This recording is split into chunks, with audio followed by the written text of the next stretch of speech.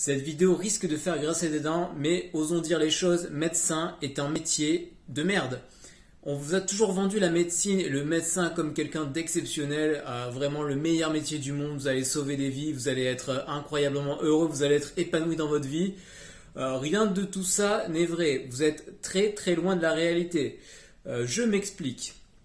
Autour de moi, j'ai eu des gens qui ont fait médecine, j'ai des gens qui ont passé ce concours, ils ont trimé pendant 2 ans, ils ont passé leur concours, ils l'ont eu. Ensuite, ils ont fait leurs années d'études jusqu'à la 6e année pour passer un autre concours, pour aller dans une ville dans laquelle ils n'avaient pas envie d'aller pour étudier une spécialité qu'ils n'ont peut-être même pas eue. Mais pour les heureux élus, ils ont pu étudier la spécialité qu'ils voulaient. Bref, on n'en est qu'à la moitié du parcours, 6e année. Le parcours du combattant ne s'arrête pas, ils doivent poursuivre pour aller jusqu'à l'année, je ne sais pas combien, 10, 11, 12, on ne compte plus. Quand on aime, on ne compte pas, on ne s'arrête plus. 12 ans plus tard, le mec est diplômé. Donc on résume. Tu finis le lycée à 18 ans environ, tu fais 12 années de médecine, donc tu finis à 30 ans. Certains ont déjà eu 18 vies, certains sont champions olympiques, certains ont déjà gagné la Ligue des Champions, certains ont déjà changé de métier 10, 15, 12 fois, je ne sais pas. Mais toi non, tu as fini tes études, ça y est, tu n'es plus étudiant. Donc ça veut dire jusqu'à 30 ans, tu peux aller au ciné avec la petite réduction pour la carte étudiant, tu as la réduction pour les transports en commun, sûrement les trains que tu paieras peut-être un peu moins cher, quelque chose avec la RATP, je ne sais pas. Bref, ces petits plaisirs de la vie qui font que c'est toujours aussi chiant d'être étudiant à 30 ans.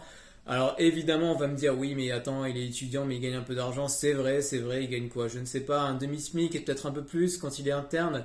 À partir de la 7, 8e année, je connais pas vraiment les chiffres, mais bon bref, ça n'ira pas chercher très très haut. Bref, après ce parcours du combattant, toutes ces années d'études, ce stress, cette angoisse, ces années passées à l'hôpital, à étudier, à passer des journées, des nuits entières à travailler, à trimer, ça y est, il peut s'installer. Bon, après 12 ans d'études, on estime quand même qu'on peut faire le maximum de pognon. C'est quand même le projet, hein, parce on va bien se l'avouer, les gens qui font médecin, c'est pour 2 raisons principales. Et aucune des deux n'inclut le soin à l'humanité et n'inclut la volonté de sauver des vies. Ces 2 raisons principales sont principalement l'argent en premier et en deuxième le statut. Pour preuve, la plupart des gens qui ratent médecine, et ça s'est vérifié autour de moi, si les gens ratent médecine, ils font pas infirmier ou n'importe quelle profession de santé annexe, ils tentent autre chose. Ils veulent devenir banquier, avocat ou ingénieurs. Ils ne font pas une autre profession liée au monde de la santé. Pourquoi? Pour la simple et bonne raison que ces gens-là ne voulaient pas faire médecine pour le don à l'humanité et pouvoir un jour signer le serment d'Hippocrate. Non, c'était pour le statut social parce que c'est quand même cool d'être médecin, un peu moins aujourd'hui, mais bon, c'est quand même une position notable et ta mère pourra être fière, elle pourra en parler à ses copines, tu pourras dire que t'es pas n'importe qui. Non, madame, je suis médecin et quand on t'appellera, tu reprendras les gens en disant que non, tu ne t'appelles pas monsieur machin, tu t'appelleras docteur machin, et ça c'est cool. Bref, je m'égare. Donc les gens qui font médecin sont donc pour la première raison, c'est-à-dire le statut, et la deuxième c'est quand même l'argent, parce que quoi qu'on en dise, c'est censé être extrêmement bien payé. Sur le papier seulement, puisqu'après 12 ans d'études, tu pourrais t'attendre à gagner des sommes quand même relativement élevées. On est loin du compte. Prenons l'exemple d'un étudiant qui a fait radiologie. Cet étudiant a tout donné. Il a passé le concours de première année, il l'a eu. Il a passé le concours de l'internat, il a réussi à avoir la spécialité qu'il voulait, radiologie, qui est une des spécialités les mieux payées, donc il s'est quand même bien arraché. Il fait partie de l'élite, c'est déjà la crème brûlée des étudiants en médecine. Il arrive au sommet, il est radiologue, ça y est, il peut s'installer, il peut palper un petit peu, il peut faire du pognon. Qu'est-ce qui se passe maintenant? Il va devoir avoir son cabinet. Qu'est-ce qui implique avoir son cabinet en radiologie? Ça implique d'acheter des machines qui sont extrêmement chères, ce qui veut dire qu'il va devoir s'endetter. Alors vous allez me dire, évidemment cet étudiant n'a pas peur de l'engagement, il s'est engagé sur des études de 12 ans, pourquoi pas prendre un crédit pendant des années pour des machines? Après tout, c'est un peu le projet de sa vie finalement. Donc le mec va s'endetter pendant des années et des années pour acheter ces machines qui coûtent une blinde, il va devoir ouvrir son cabinet et il va devoir travailler comme un chien trimé pour avoir le maximum de clients possible. Dans le milieu de la médecine, on appelle ça des patients, parce que c'est pas censé être des gens qui payent, mais bon, c'est la même chose en fait. C'est des clients, ils viennent, est-ce qu'ils sont contents du résultat? Oui, non, s'ils sont contents, ils reviennent. La seule différence avec des clients, c'est que voilà, ils sont en théorie, s'ils sont en bonne santé, ils viendront pas voir le médecin.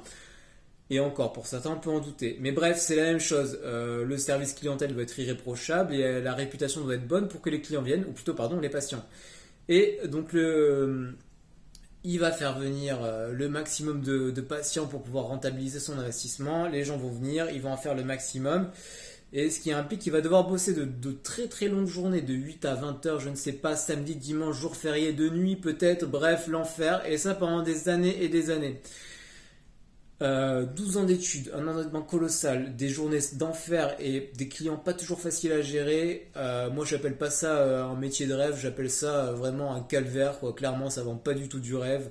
Même s'il a la passion, je pense que ça va vite le quitter. Bon, c'est comme un mariage, hein. La passion elle dure au début, puis après, bon, ils vont se rendre compte qu'ils ont chacun des défauts et ça va vite les saouler. Donc entre le médecin et sa profession, ça va vite, ils vont vite déchanter. Et j'en viens au point le plus important, le point qui pour moi est fondamental, c'est qu'en fait en étant médecin, tu ne pourras jamais, enfin tu n'auras très peu de chances de faire autre chose.